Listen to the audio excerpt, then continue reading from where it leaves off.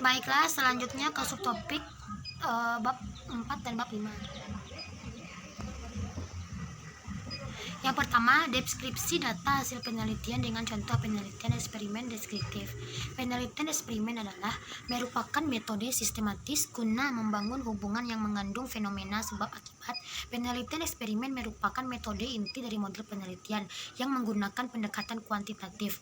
Dalam metode eksperimen, peneliti harus melakukan 3 persyaratan, yaitu kegiatan mengontrol, kegiatan manipulasi, dan observasi. Dalam penelitian eksperimen, peneliti membagi objek atau subjek yang diteliti menjadi 2 kelompok, yaitu kelompok treatment yang mendapatkan perlakuan dan kelompok kontrol yang tidak mendapatkan perlakuan. Contoh penelitian eksperimen. Kegiatan penelitian ini dilaksanakan di MTSN 05 Sunan Katong, Kaliwungu mulai tanggal 11 Maret 2014 sampai dengan 11 April 2020. Populasi dalam penelitian ini adalah seluruh kelas 7 semester genap tahun pelajaran 2013-2018 yang terdiri dari 4 kelas, yaitu 7A, 7B, dan 7C, dan 7D dengan jumlah seluruhnya 131 peserta didik. Sampel dalam penelitian ini diambil secara simpel random sampling atau memilih sampel secara acak. Didapatkan 2 kelas sebagai sampel penelitian. Penentuan kelas kontrol dan eksperimen ditentukan secara acak. Adapun kelas yang digunakan sebagai sampel adalah kelas 7B sebagai kelas eksperimen, kelas 7D sebagai kelas kontrol.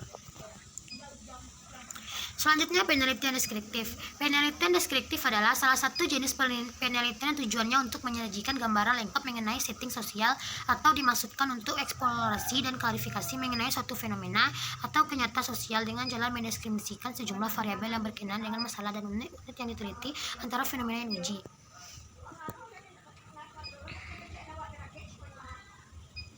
Yang kedua, analisis data hasil penelitian eksperimen dan korelasi dengan contoh.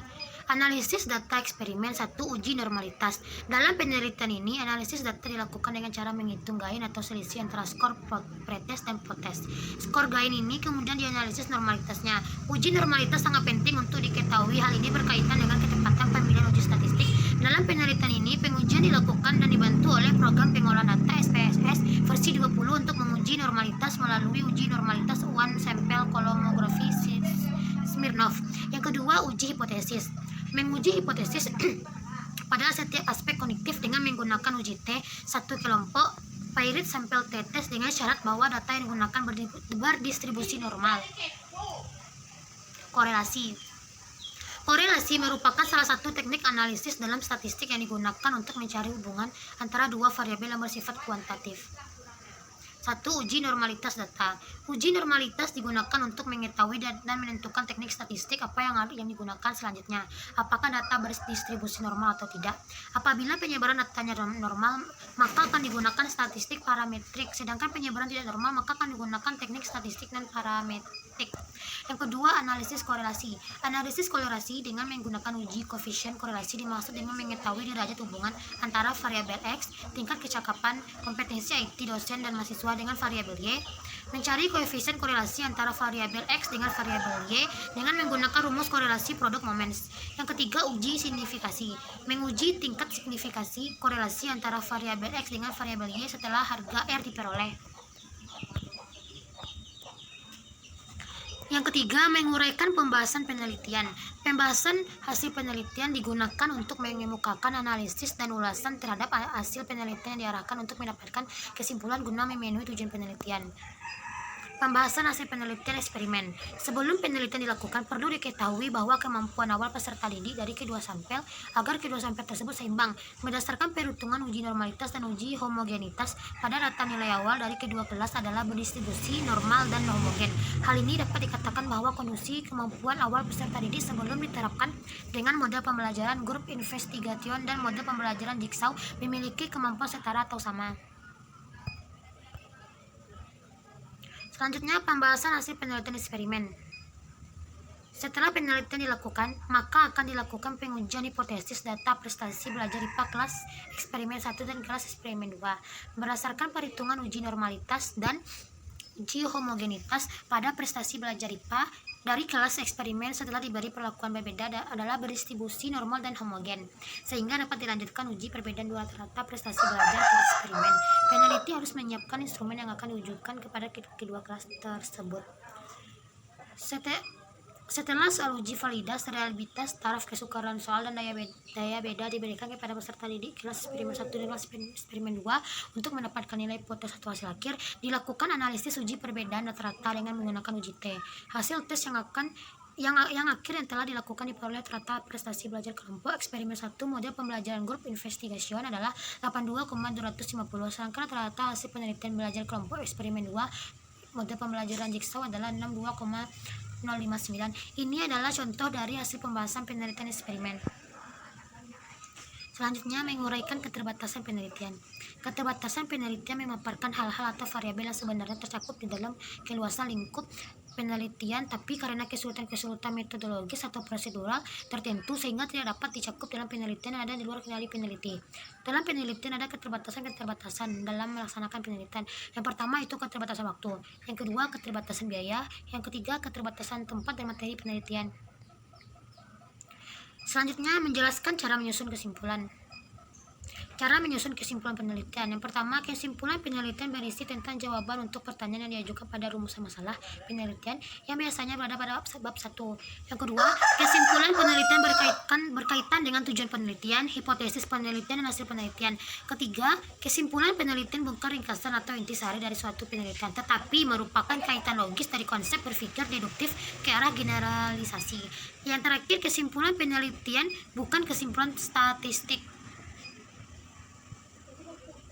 Selanjutnya, menjelaskan implikasi dan saran beserta contohnya. Pengertian implikasi adalah suatu konsekuensi atau akibat langsung dari hasil penemuan suatu penelitian ilmiah.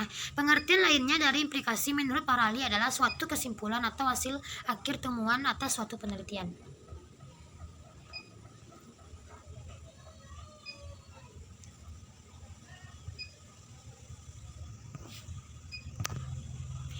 Contoh skripsi hubungan lingkungan pendidikan dengan prestasi belajar kelas 2 jurusan Teknik Mekanik Otomotif SMK Kabupaten Sleman. Beberapa implikasi dari hasil penelitian ini adalah: 1. Lingkungan keluarga berhubungan positif dengan prestasi belajar siswa kelas 10. Yang kedua, lingkungan sekolah berhubungan positif dengan prestasi belajar siswa kelas 10. Yang ketiga, lingkungan masyarakat berhubungan positif dengan prestasi belajar siswa kelas 10.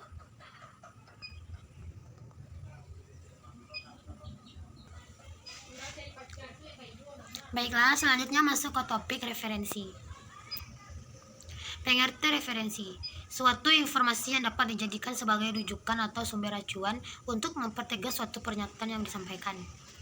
Terus, apa pentingnya menulis daftar referensi dalam sebuah tulisan ilmiah? Yang pertama itu agar dapat mengetahui sumber referensi yang digunakan dalam membuat karya ilmiah. Yang kedua, memberikan penghargaan secara intelektual terhadap pemilik sumber referensi. Yang ketiga, menunjukkan apa saja yang telah dibaca.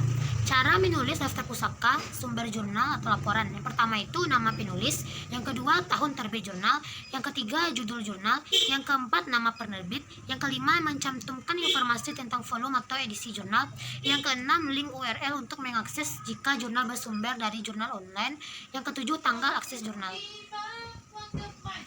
Yang kedua, penulisan body note, footnote, endnote, dan hubungan pada daftar pustaka. Yang pertama itu catatan tubuh atau body note. Dilakukan ketika penulis mencantumkan sumber kutipan langsung setelah selesainya sebuah kutipan dengan menggunakan tanda kurung. Yang kedua, catatan kaki atau footnote. Dilakukan apabila penulis mencantumkan nomor indeks di akhir sebuah kutipan, lalu di bagian bawah halaman tersebut atau bagian kaki halaman terdapat keterangan nomor indeks yang menjelaskan sumber kutipan tersebut. Yang ke C, catatan akhir atau endnote. Catatan referensi yang diletakkan di akhir suatu karya ilmiah. Terus, apa hubungan catatan kaki dan daftar pustaka?